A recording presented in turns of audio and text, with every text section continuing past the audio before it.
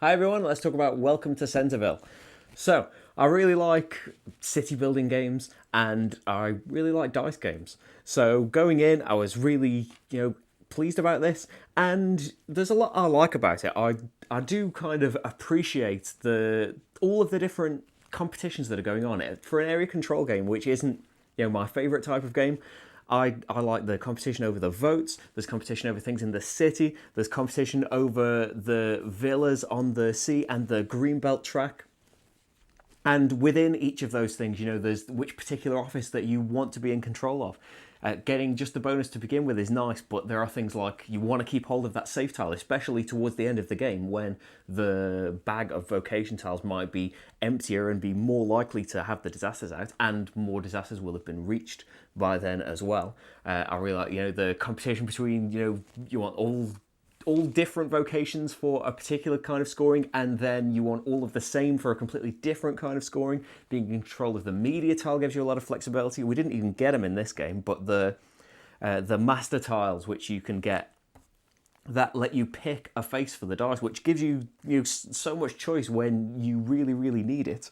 There's a lot of so many things going on, but it ticks along very smoothly. And although I'd say the rulebook isn't that great for me anyway, it did things in a bit of a weird order and maybe went over things again and again and again too much. But yeah, what seems kind of overwhelming, like if you just look at that player board to start with, it's like there is a lot of information on that, but it is all of the information as well. Everything that the actions do, what you can spend favor tiles on, what all of these special tiles do, and what all of the scoring is laid out in front of you. So you basically just play from that. The same for the bot as well. It's a really nice dummy player that is nice in a two-player area control game. It does add, something to work against. It can be in control of offices, it can be in control of areas on the board, and it is something to watch out for. It does say in the rulebook that it's not competitive, it is just doing random things. So it's just there to be a nuisance rather than something to really compete with. And it can, there are situations where in one of our games, it just happened to really get in the way of what Rachel was doing and not mine at all. I think I was really going for votes and it didn't bother getting votes very much at all. And the particular areas that Rachel was in control of, the bot just kept getting upgraded in there for free, or maybe kicking her out with a favor tile. And it's just, the way it went. It's just luck of how the particular direction she went to go, and then the particular decision tree that the bot went down. It can really get in the way of one person over another. But I suppose that could happen with a three-player game, but maybe not as extreme. So I do quite like it. Rachel doesn't like dummy player games at all, and that didn't really change in this. It was I really like the decision tree and going through. Okay, you get used to it as well. It's rolled one tree. Okay, green belt track. Two trees. Which one's it least on? We do that. But Rachel was kind of, we're spending as much time on the dummy players' turns as our turns. It's taking quite a long time. But so I suppose it depends on where you come from with dummy players, really.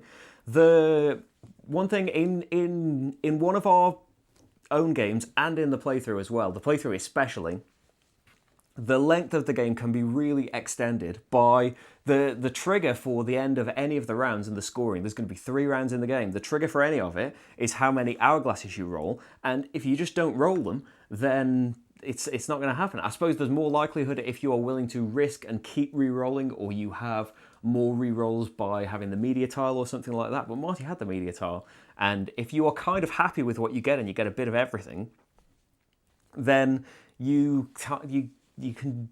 It's just luck of it as well, isn't it? It's a dice game and it's a really variable thing, but we have had experience of the extreme end of long, whereas we were enjoying it for a certain amount of time, and then as it gets beyond kind of as it gets to the hour and a half and stuff, it can get too long for us. But that is completely kind of the luck of which hourglasses you roll. I do feel, even though I quite like the bot, I still feel that it would be a much better game is 3 or 4 players, as just area control just tends to be. There are some that are specifically designed for 2 players, like there's the Cousins War, isn't there? And other things like that. But generally, area control, I always kind of find myself thinking, this would be everything that is in place here would be much better with 3 people competing over the things or 4 people competing over them. And, having offices change hands all the time, having, much more interesting competition over the town areas and things. That said, it isn't a bad 2-player game at all. It's quite a nice experience, but still one where I was kind of thinking this would be improved with more players. And if there was, I have no suggestion as to how to sort out the hourglass thing. It is just kind of it's just luck of the dice, really, isn't it?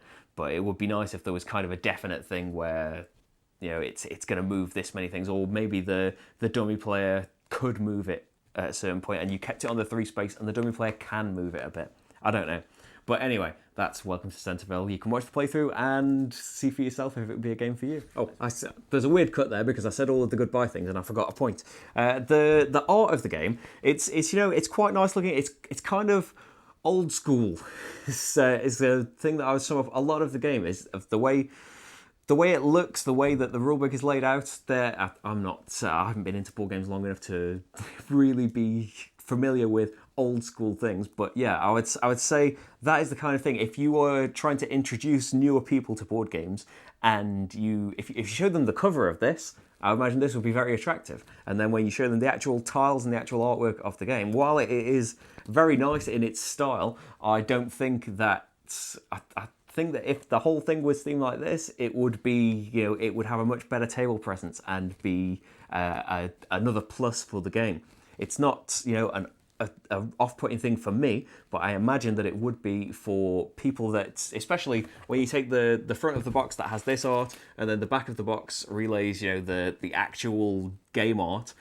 I think that a lot of people might be put off by that. So yeah, that would be another little thing I'd mention. Anyway, finally, no more weird cuts. Thanks for watching, everyone, and I'll see you for the next game. Bye.